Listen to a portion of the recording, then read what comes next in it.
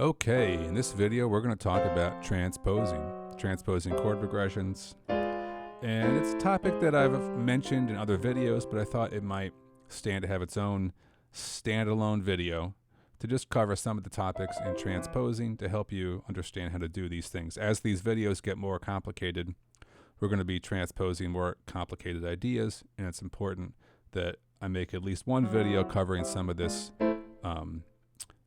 information and way of thinking about transposing. So, what is transposing? Well, here's a little piece, or the beginning of a piece by Mozart. And here is that same thing played up a half step in C sharp. And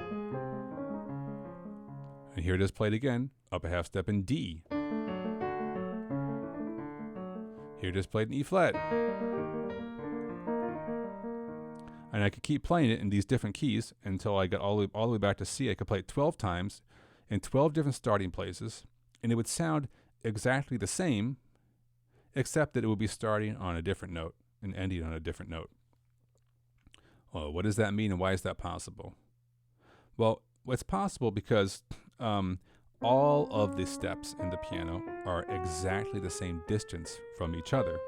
The frequency of a C to a C sharp, that change in frequency is the same as the change in frequency between C sharp and D and D sharp, and E flat and E and E to F. Each of these half steps is exactly the same distance from the next pair of half steps. That arrangement of pitches to be exactly proportional is what we call equal tempered tuning. It was something that was developed by musicians in, the 1600s after lots of experimenting.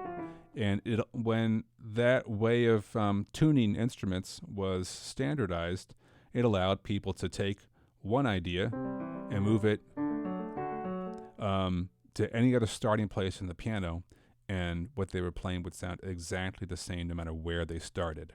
The only difference would be it would start a little higher and end a little higher, right? That's what transposing is theoretically. And the way we transpose is to know our major scales and to refer to every note in the scale by number, and then to just move that numbering system to a new key center whenever we transpose. Now, we'll talk about chord progressions in minor keys in a different video, because there's some complications that happen around the 5 chord that I want to discuss in more detail in a separate video. But for this video, we'll just talk about progressions in major keys. So let's say we take the C scale to start with. A C scale, as we know, is all white notes, and it goes C, D, E, F, G, A, B, C. And if we give every note in the scale a number, we get 1, 2, 3, 4, 5, 6, 7, 8. If we keep going, we get 9, 10, 11, 12, 13, 14, 15. And it is true that sometimes in chord voicings, we'll get chords with 9s and 11s and 13s, but we'll get to that in a different video. For now, we're just talking about, and in terms of chord progressions, we're usually just using the first 7 notes of the scale, 1, 2, 3, 4, 5, 6, 7, because after that we get the octave, which is just a repeat of the first note. So when we let's say we're going to transpose the first 3 notes of that Mozart piece. We have the first note, then we have E, which is the 3rd note, and then we have G, which is the 5th note. So we have 1, 3, 5 is the melody, and the left hand is also playing 1 and 3 and 5. It's going C, G, E, G, so it's going 1, 5, 3, 5, 1, 5, 3, 5, just playing the C chord. So the first 3 notes are, right? So if I wanted to do that in G, I would find my G scale and say, okay, now G scale goes G, A, B, C, D, E, F sharp, G, and the first, there's my 1, there's my 3, and there's my 5, 1, 5, 3, and I go. And those are my first 3 notes of the piece. If I want to do it in F sharp, I would say, what's my F sharp scale? F sharp, G sharp, A sharp, B, C sharp, B sharp, E sharp, F. Here are the first 1, 3, and 5. And that's how to play the beginning of the piece. So that's how transposing works. Now you can see, in order to transpose, you need to know the major scale of the key you're transposing into. And eventually, hopefully, you've learned all of your major scales. So you can very easily move from a piece in D to a piece in E flat, to a piece in E, But that takes a lot of memorization, and that's why my students are always working on a scale. Maybe we're doing the E scale this week, and next week we do an A scale, and the week before that, after that, we do a D scale. Whatever the order is, we're always making sure that we're working on scales and memorizing all of our scales, major and minor, because they're so important for transposing and other really important things we do at the piano. Okay, so that's how the numbers help us get around. Now, you'll see as you start transposing and learning chord progressions that chord progressions have a lot of sort of standard vocabulary, a lot of progressions that you'll find in a lot of different pieces, or combinations of chords that are really common between pieces in a genre. So as you're learning about all the chords in the key, you should start to be thinking about the character of these chords and how they sound, and what chords sound nice together, and what the effect is of using a 1 chord and then a 4 chord and then a 5 chord, and how that might differ from, say, a 1 chord going to a 6 chord, going to a 4 chord, right? These are all things to listen to closely as you're learning chord progressions, and start to get to know the chords and kind of get them in your ear and know their character. It's kind of like learning, meeting characters in a story and thinking about how they function together to like tell a story, right? That's something that you should always be paying attention to. And we can use the numbers and these sort of mathematical sounding language to describe how to find the chords. But there's something a little deeper and more interesting, and that's just sort of the psychological effect, the emotional effect of a chord progression. And that's something you want to be tuned into as you're learning these chords, because that's the most important thing. Is like, what does it sound like to go to the 4 chord, right?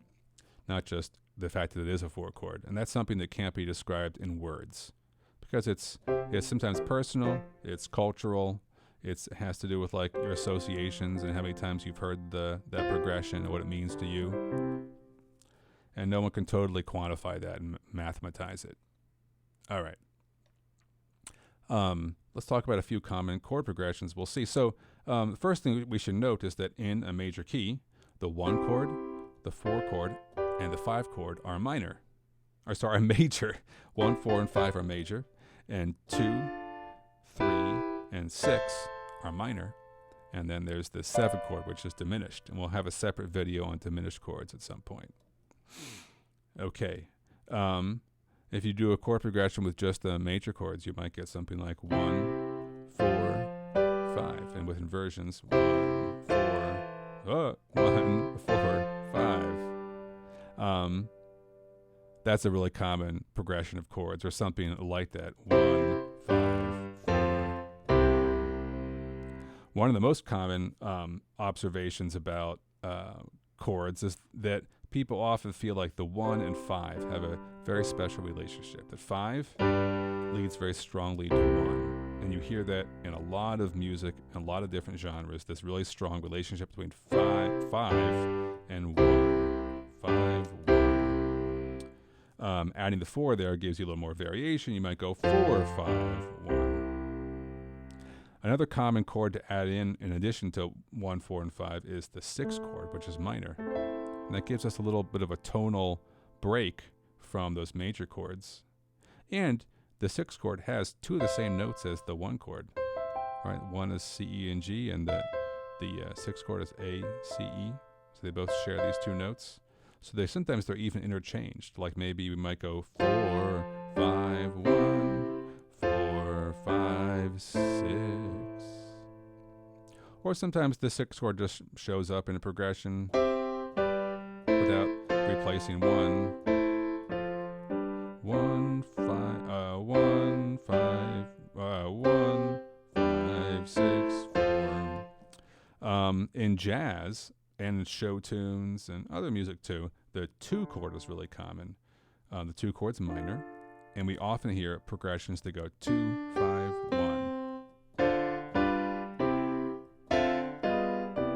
2, 5, 1. So when we get to videos about 2-5-1s and jazz voicings, we're going to be doing a lot of the talking about 2-5-1s and transposing 2-5-1s into a lot of different keys. A few common like things that might come up when you're transposing is to find that maybe the piece you're transposing might have a chord that seems like it's out of the key. So, for instance, it's really common in rock music to use a flat 7 chord, and in jazz tunes too. So instead of this diminished 7 chord, you might have actually a B flat chord. So maybe you have a progression that goes like 4, flat 7, 1. So to transpose that, you'd want to think that there's a flat 7 chord, right? This is the 7, this is the flatted 7. So you think, I have a flat 7 in this piece. Another common thing might be to change the quality of the chord. So we know that in this key of C, F is major, right? But it is common in pop, jazz, other tunes, that gospel tunes, you might play the 4 chord and then make it minor, F minor, before going back to 1. So you call that a 4 chord and then a minor 4 chord if you were transposing that. Or sometimes this 3 chord, E, which is major, every once in a while that might show up as it's E chord, which is minor, right? Every once in a while that might end up as a major chord in a piece. So every once in a while you might see 1, 3 major, 4, minor 4, 1. See that? 5, 1. That's a really common sort of rock, poppy sound, right? 1, major 3, 4, minor 4, 5, 1, 5.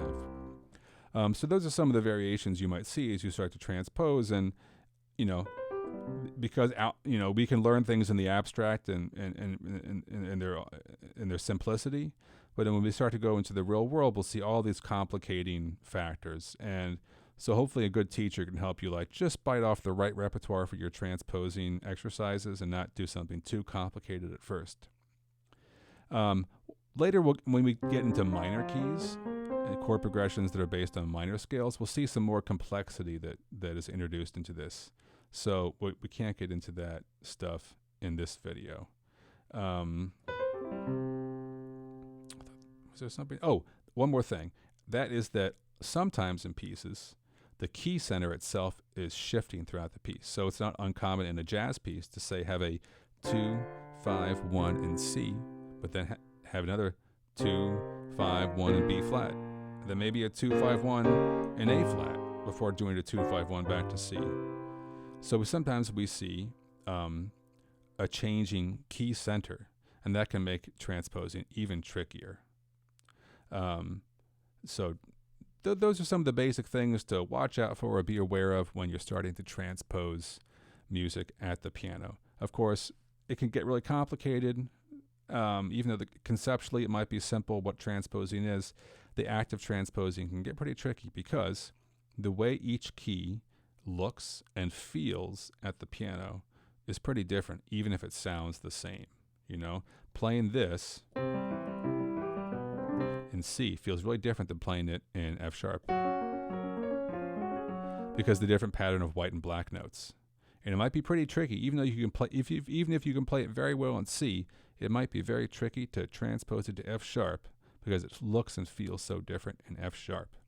That's a little different than some instruments, like say a guitar, like a fretted instrument like a guitar, where you can just slide your hand up a half step to play something up a half step, if it's a closed position thing without an open string. And the piano, you can't just move something up a half step by just shifting where your hand is, because up a half step means a completely different pattern of white and black notes. So the only way to know what you're doing up a half step is to memorize the notes in that scale and play chord progressions in that key and get to really know that key. So sometimes with my students, I might give them an exercise and say, play this in all 12 keys. Other times I might give them an exercise and say, just work on playing in the key of E flat to get better at E flat, or just transpose this into one key for next week. And it kind of depends on who the student is, where they're at as a learner, what their goals are, the kind of music they want to be learning, lots of factors. So there's no one-size-fits-all for learning all this stuff because everyone's different, and everyone has different goals and listens to different things and wants different things out of playing the piano. So hopefully you have found a good teacher that's right for you.